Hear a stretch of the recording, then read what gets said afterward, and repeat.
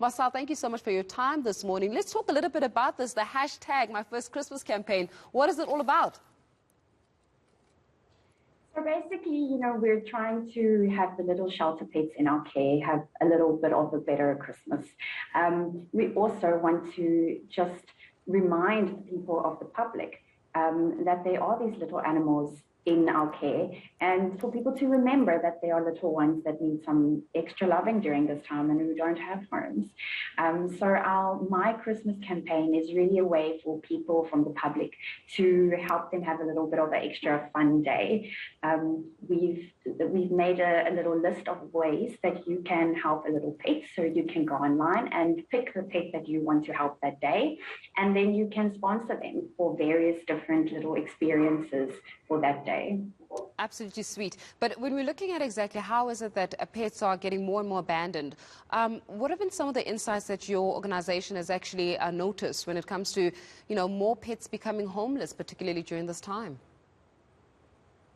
So this time of the year is a very busy time for pet abandonment, especially in our community. The Khayelitsha community often goes to the Eastern Cape where they go back home with families, and they don't always have solutions for their animals. So we're getting a lot of animals being handed over to us at this time, or just being abandoned at our doorstep as a result.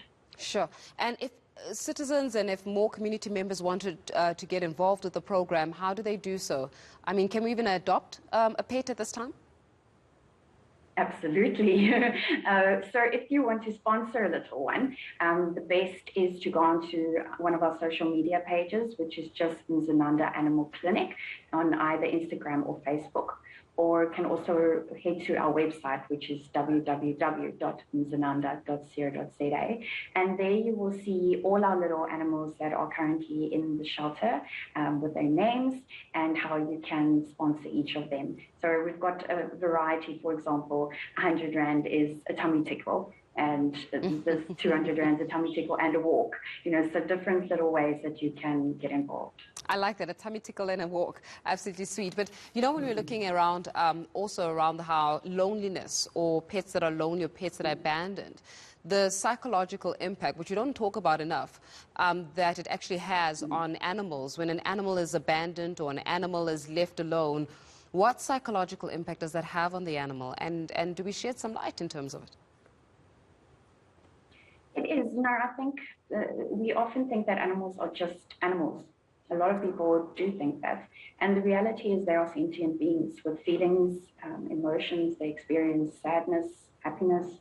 They experience all those things as we do. And we need to remind ourselves, how would we feel if all of a sudden our family just left us? That's the same things that they experience.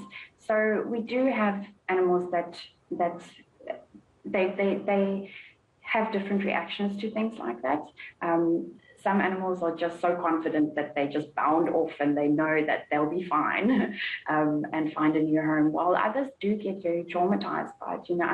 I've recently worked with a little cat that has severe PTSD from being abandoned. We need to just remember that they have those same emotional levels as we do. Yeah, and advice to those that are still at home with their pets around this festive season. How do they make it more merrier?